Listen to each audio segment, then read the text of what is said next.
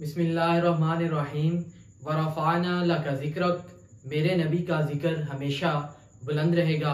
अस्सलाम वालेकुम। सरकारी चैप्टर के प्लेटफॉर्म से मैं हूं कैसर बाजवा, आपको GK and current affairs series में फिर से खुशामदीद। सबसे पहले इलेक्शन कमीशन ऑफ पाकिस्तान। आपको पता है कि Pakistan election commission of Pakistan को 23 मार्च 1956 में फाउंड किया गया था। ठीक है, इसके जो करंट चीफ है, chief election commissioner of Pakistan, वो सिकंदर सुल्तान राजा साहब हैं। ठीक है, और इसको जो है वो पेपर में ये पूछा जाता है कि इलेक्शन कमीशन ऑफ पाकिस्तान को कौन अपॉइंट करता है। तो इलेक्शन कमीशन ऑफ पाकिस्तान को जो है ये प्रेसिडेंट अपॉइंट करता है, जो कि पाकिस्तान का current president doctor Arif Alvi साहब हैं। ठीक है, और ये किस आर्टिकल के तहत जो है वो तैनात करता है चीफ इलेक्शन कमिश्नर को? आर्टिकल 213 के तहत president appointed the chief election commissioner. ठीक है, और पाकिस्तान की हिस्ट्री में जो पाकिस्तान का पहला चीफ इलेक्शन कमिश्नर था उसका नाम था FM खान, या इसको जो है वो फाते मोहम्मद खान भी कहते हैं। बड़ा ही फेमस MCQ है। आगे कुछ हेड्स, चीफ्स और एम्बेसडर थे। सबसे पहले secretary general of OIC, organisation of Islamic cooperation, ये मुस्लिम वर्ल्ड का जो है वो इत्तेहाद है। ठीक है, इसके जो करंट सेक्रेटरी जनरल है उनका नाम जो है वो हुसैन इब्राहिम ताहा है, और सऊदी अरेबिया की किंग का नाम जो है वो क्या है? सलमान बिन अब्दुल अजीज। ठीक है, और इसके अलावा दुनिया का सबसे लार्जेस्ट जो एयरपोर्ट है उसका नाम भी क्या है? किंग अब्दुल अजीज। ठीक है, ये आपने याद रखना है। और current chief justice of Indian जो है वो कोर्ट, इंडिया का जो करंट चीफ जस्टिस है उसका नाम है उदय उमेश लालित। ठीक है, इसके अलावा अगर पाकिस्तान की बात करें तो पाकिस्तान के current chief justice of Pakistan वो उमर अता बंदियाल साहब हैं, जो कि 2023 में रिटायर होने वाले हैं। ठीक है, आगे एनर्जी इन पाकिस्तान। पाकिस्तान के अंदर जो है वो 2 प्रोजेक्ट्स शुरू किए गए थे सोलर और विंड पे। ठीक है, पहला जो था वो था कैरोड पावर प्रोजेक्ट। ये जून 2022 में शुरू किया गया था, और ये कितनी इलेक्ट्रिसिटी प्रोड्यूस करेगा? 1320 मेगावाट। ठीक है, इसके अलावा शंघाई थर्मोकोल प्रोजेक्ट। ठीक है, और पाकिस्तान जो करंट सर्कुलर डेप्ट है वो 2300 बिलियन रुपीस है, ये आपने याद रखना है। ठीक है, बस फिलहाल के लिए जो है ना वो सर्कुलर डेप्ट की डेप्थ में मैं नहीं जाऊंगा।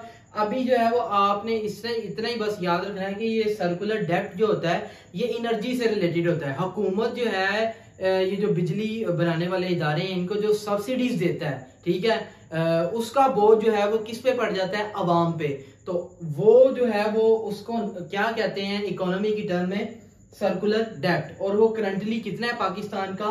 2300 बिलियन रुपीस। ठीक है, आगे FATF एंड पाकिस्तान, इससे रिलेटेड जो है वो करंट सिचुएशन जो है वो बाद में बताता हूँ। पहले आपने समझना होगा कि FATF जो है वो क्या होता है। FATF stand for financial action task force. इसको जो है वो 1989 में ग्रुप ऑफ G7, जो कि दुनिया की 7 लार्जेस्ट एडवांस इकोनॉमीज हैं, ठीक है, उन्होंने इसको 1989 में जो है वो फाउंड किया था। इसका हेडक्वार्टर जो है वो पेरिस फ्रांस के अंदर है। इसके करंट प्रेसिडेंट जो है वो T राजा कुमार है। और FATF का मेन ऑब्जेक्टिव ये होता है कि ये पूरी दुनिया के अंदर टेररिज्म फाइनेंसिंग को कॉम्बैट करने की जो है वो कोशिश करती है, मतलब टेररिज्म फाइनेंसिंग को रोकने की कोशिश करती है। ये इसका मेन ऑब्जेक्टिव है। इसके अलावा अगर आपने मजीद डिटेल में जाना कि FATF जो है वो क्या है, इसके इम्पैक्ट क्या होते हैं किसी भी कंट्री पे, इसकी जो है वो ग्रे लिस्ट क्या है, व्हाइट लिस्ट क्या है, रेड लिस्ट क्या है, ब्लैक लिस्ट क्या है, तो इसके लिए आपको जो है वो मेरे चैनल विजिट करना पड़ेगा। उस पे मैंने ऑलरेडी FATF पे वीडियो बना दी है। ठीक है, और आगे चलते हैं current situation of FATF and Pakistan. FATF की जो है वो 15 मेंबर्स की टीम जो है वो, जिसमें FATF के मेंबर थे। इसके अलावा इसका एक झेली इदारा है एशिया पैसिफिक ग्रुप, जो कि किसी भी कंट्री की जो रिपोर्ट है वो FATF को जो है वो सबमिट करवाता है। तो ये दोनों इदारे, इसके टोटल 15 मेंबर्स थे। इन्होंने पाकिस्तान को जो 34 एक्शन प्लान जो है वो जून 2018 में जो दिए थे, ठीक है, ग्रे लिस्ट में डालने के बाद, तो उसको आया कि पाकिस्तान ने पूरा किया है या नहीं किया। तो इन 2 इदारों ने जो है वो उसकी रिपोर्ट जो है वो बनानी थी। तो इसके लिए इन्होंने 29 अगस्त से लेकर 2 सितंबर 2022 तक जो है वो पाकिस्तान का विजिट किया था। ये इंपॉर्टेंट है, पेपर में पूछा जा सकता है। और ये क्यों विजिट किया था मैंने आपको पहले बता दिया, जो 34 एक्शन प्लान से उनको वेरीफाई करने के लिए। इसके अलावा FATF ICRG international cooperation review group, ये जो है वो ICRG क्या है कि जो APG जो रिपोर्ट जो है वो सबमिट करवाता है उसको दोबारा से रिव्यू जो इदारा करता है उसको कहते हैं ICRG, ठीक है। और ये जो है वो पेरिस फ्रांस में जो है वो 18 से 22 अक्टूबर 2022 में जो है वो मिलेगा और पाकिस्तान की करंट एक्शन प्लान्स का रिव्यू करेगा कि आया कि पाकिस्तान ने उन पे जो है वो अच्छी तरह अमल किया है। अगर जो है वो पाकिस्तान ने उस पर अमल किया हुआ तो ये पाकिस्तान को ग्रे लिस्ट से निकाल के जो है वो व्हाइट लिस्ट में डाल देगा, ठीक है।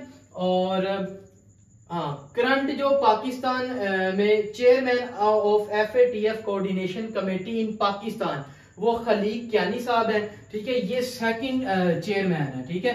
इससे पहले आपको पता है कि पाकिस्तान में PTI की हुकूमत थी, ठीक है। तो FATF की जो कोऑर्डिनेशन कमेटी के जो चेयरमैन थे वो पहले हमाद अजहर साहब थे, लेकिन उनकी हुकूमत जो है वो PDM ने गिरा दी थी। तो जो नई हुकूमत है उन्होंने खलीक कियानी साहब को जो है वो FATF coordination committee in Pakistan जो है वो नामजद कर दिया था, ठीक है।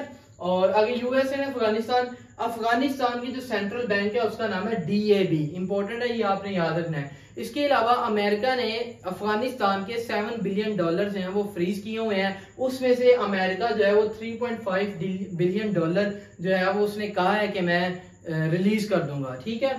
और आगे European union and energy, European union commission की जो प्रेसिडेंट है उसका नाम जो है वो पेपर में पूछा जा सकता है, उसका नाम था उर्सुला वॉन डर लेयन। इसने पूरी दुनिया मतलब पूरी यूरोपियन वर्ल्ड को जो है ये आगाह करवाया है कि विंटर, आपको पता है वहां पे एक्सट्रीम विंटर वेदर जो है वो पाया जाता है। तो इसने कहा कि विंटर से निपटने के लिए यूरोपियन यूनियन को $140 बिलियन जो है वो चाहिए, क्योंकि रशिया जो है वो इसके क्लैशेस चल रहे हैं वेस्ट के साथ। तो उस अनबन की वजह से जो है वो रशिया इसको गैस फराहम नहीं कर रहा, तो इसने जो है वो $140 बिलियन का अलार्म जो है वो पहले ही बजा दिया है। और आगे हमस जो है ये फलस्तीन के अंदर एक नेशनलिस्ट और मिलिटेंट ऑर्गेनाइजेशन है जो कि अपनी आज़ादी की जो है वो जदोजहद कर रही है। इसको 1987 में जो है वो अहमद यासीन साहब ने फाउंड किया था और इसका हेडक्वार्टर जो है वो गजा है। इसके अलावा इसका जो करंट लीडर है उसका नाम जो है वो पेपर में पूछा जा सकता है। तो हमस का जो करंट लीडर है उसका नाम है इस्माइल हानिया, ठीक है। आगे चलते हैं, आगे आर्मेनिया एंड आज़रबाईजान। आर्मेनिया और आज़रबाईजान के दरमियान जो है वो काफी देर से क्लैशेस चल रहे हैं। इनके दरमियान जो है वो एक इलाका है जिसका नाम है नगोर्नो काराबाग। अभी जो है वो इस मैप से आपको समझाता हूँ, ठीक है। उस वजह से जो है वो इनके दरमियान 2 जंगें हो चुकी हैं, एक 1990 में और एक 2020 में, ठीक है।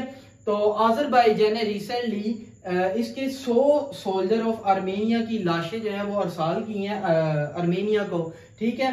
और अब जो है वो मैप पे चलते हैं, मैप पे देख लें, ये आपको नजर आ रहा है आज़रबाईजान की जो है वो इस तरफ सारे का सारा क्या समुंदर है, कैस्पियन सी है, ठीक है। ऊपर जो है वो रशिया है, इधर जॉर्जिया है और ये जो है वो आपको टर्की नजर आ रहा है और सबसे नीचे जो है वो क्या है, ईरान पड़ा हुआ है, ठीक है। और ये वो इलाका है, ये जो आपको नजर आ रहा है डॉटेड में, और ये सारा, ठीक है, ये सारे का सारा जो है वो नगोर्नो काराबाग है जो कि डिस्प्यूटेड है आर्मेनिया और आज़रबाईजान के दरमियान, ठीक है। नगोर्नो काराबाग का कुछ इलाका जो है वो आज़रबाईजान के पास है और कुछ इलाका जो है वो आर्मेनिया के पास है। तो इन दोनों रीजन्स को लेकर इस आर्मेनिया और आज़रबाईजान के दरमियान 2 जंगें हो चुकी हैं, एक 1990 में हुई थी और एक जो है वो 2020 में हुई थी। अब रिसेंटली जो है वो फिर इनके दरमियान जो है वो क्लैशेस चल रहे हैं, ठीक है। और इसके अलावा आपने जो इसका कैपिटल वगैरह भी देख लेते हैं। आर्मेनिया का कैपिटल जो है वो येरेवान है और करेंसी जो है वो इसकी दिरहम है। करंट इसके प्राइम मिनिस्टर जो है वो निकोल पशिन्यान है और कॉन्टिनेंट ये एशिया में एग्जिस्ट करते हैं ये सारे के सारे, ठीक है। आज़रबाईजान बाकू जो है वो इसका कैपिटल है।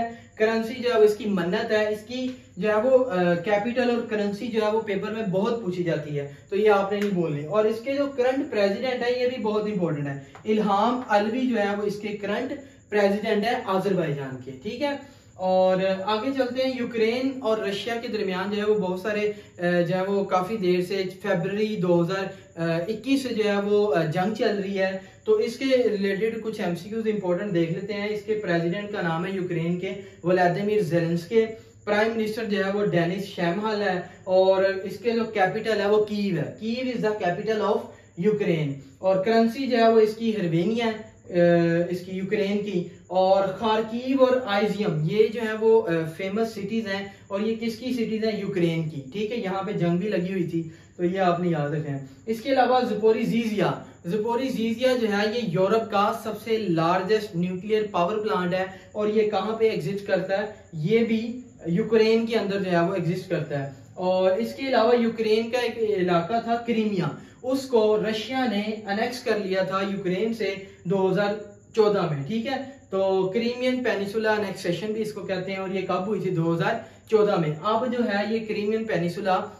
रशिया के अंडर है, ठीक है। आगे ईरान एंड यूएई के दरमियान जो है वो रिलेशंस खराब हो गए थे, लेकिन अभी रिसेंटली जो है वो इन्होंने डिप्लोमेटिक टाइज जो है वो बूस्ट की हैं आफ्टर 6 ईयर्स, ठीक है। और करंट यूएई का जो फॉरेन मिनिस्टर है उसका नाम है आमिर अब्दुल्ला। और इस यूएई ने जो है वो इजराइल के साथ कब रिलेशन कायम किए थे, ये भी पेपर में पूछा जाता है। तो 2020 में यूएई ने इजराइल के साथ रिलेशन जो है वो डेवलप किए थे। आगे चाइना एंड उज्बेकिस्तान जो है वो आपको पता है एक सेंट्रल एशियन कंट्री है। इसमें जो है वो 15 सितंबर से जो SCO शंघाई कोऑपरेशन ऑर्गेनाइजेशन की जो समिट है वो होने जा रही है, तो उसके लिए पूरी दुनिया के जो लीडर्स हैं वो वहां पे इकट्ठे हो रहे हैं, ठीक है। तो शी जिनपिंग जो कि चाइना का प्रेसिडेंट है, उसने 11 सितंबर 2022 को वहां पे लैंड किया उज्बेकिस्तान में SCO की मीटिंग के लिए, ठीक है। और जो है वो SCO की मीटिंग कहाँ पे हो रही है? समरकंद, उज्बेकिस्तान। समरकंद जो है वो उज्बेकिस्तान का एक सिटी है। 12 सितंबर के करंट अफेयर्स में जो है वो आगे है SCO, ये एक इंटरनेशनल ऑर्गेनाइजेशन है। इसकी जो रिसेंट समिट जो है ना वो 15 सितंबर से शुरू हो रही है समरकंद उज्बेकिस्तान के अंदर। तो ये जो है वो बहुत ही इंपॉर्टेंट है, इसको डिस्कस कर लेते हैं डिटेल से। SCO stand for Shanghai cooperation organisation, इसको जो है वो शंघाई पैक्ट भी कहा जाता है। इसको 2001 में जो है वो फाउंड किया गया था। हेडक्वार्टर जो है वो इसका बीजिंग चाइना है, इसके अलावा बीजिंग चाइना का कैपिटल भी है। और ये जो है ना वो शंघाई कोऑपरेशन ऑर्गेनाइजेशन है, इसने पूरी दुनिया का जो 40% पॉपुलेशन है वो इन 8 कंट्रीज के अंडर जो है वो एग्जिस्ट करती है। इसके अलावा पूरी दुनिया का जो GDP है उसमें से 30% GDP है, ठीक है, वो इन कंट्रीज के पास है, ठीक है। अब इसके मेंबर जो है वो SCO के जो मेंबर हैं, ठीक है, उनके पास ये 30% ग्लोबल GDP है। इसके टोटल जो है वो 8 मेंबर्स हैं। इनको याद करना जो वैसे तो बहुत मुश्किल है, इसका जो है वो मैंने शॉर्टकट तैयार किया, वो आपके सामने ये लिखा हुआ है PUCIT कर। आपको पता है जैसे ही बच्चा जो है वो FSC पास करता है तो वो अपने टीचर के पास जाता है, कहता है सर जी मैं क्या करूं मुझे बताएं। तो टीचर जो है वो उसे फौरन से कहता है, IT का दौर है, उसे कहता है बच्चे जा PUCIT कर, PU जा और PU से क्या कर ले? CIT कर ले, PUCIT कर ले। तो P for Pakistan, U for Uzbekistan, C for China, I for India, T for Tajikistan, K for Kazakhstan, K for Kyrgyzstan और at the end R for Russia.